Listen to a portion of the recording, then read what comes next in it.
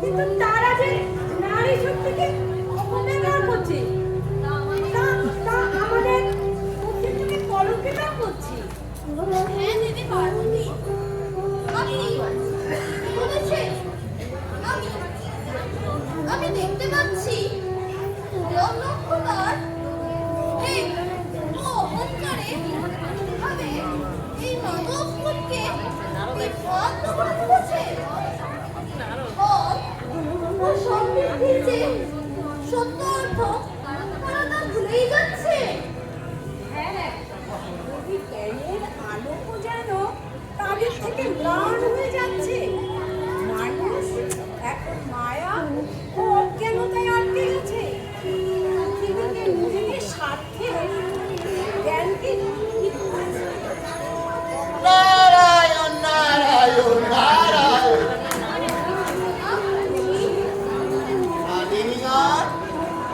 আপনাদের দেখে এত চিন্তিত মনে হচ্ছে কেন?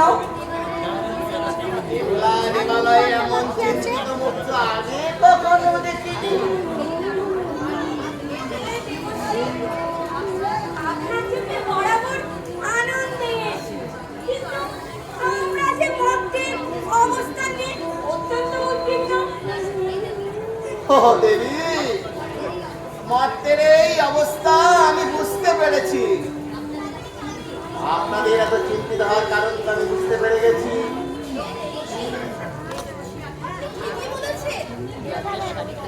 নক্ষত্র, অহংকার আর রাত্রিতে তুলেছে। নারায়ণ নারায়ণ নারায়ণ।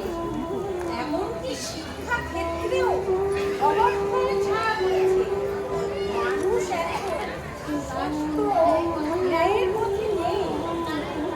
নারায়ণ নারায়ণ, এটা তো সত্যিই দুঃখের ঘটনা। তবে হ্যাঁ, ওই দেবী আমাদের নিজের মতো কাজ করে চলেছে, কিন্তু তার শক্তি তো ধীরে ধীরে ক্ষয় হচ্ছে।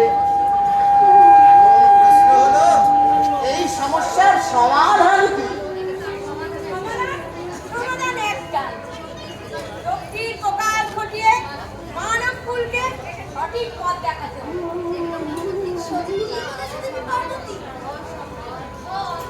সব পথ এক, আর শক্তির প্রকৃত মূল্য তারা যেন আর উপলব্ধি করতে পারে। আমাদের সবার সংমিশ্রণে এই অন্ধকার দূর করা সম্ভব। নারায়ণ নারায়ণ।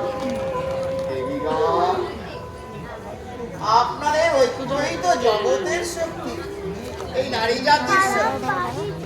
আমি নিশ্চিত অচিরেই আপনাদের এই সংকট কেটে যাবে। নারায়ণ নারায়ণ।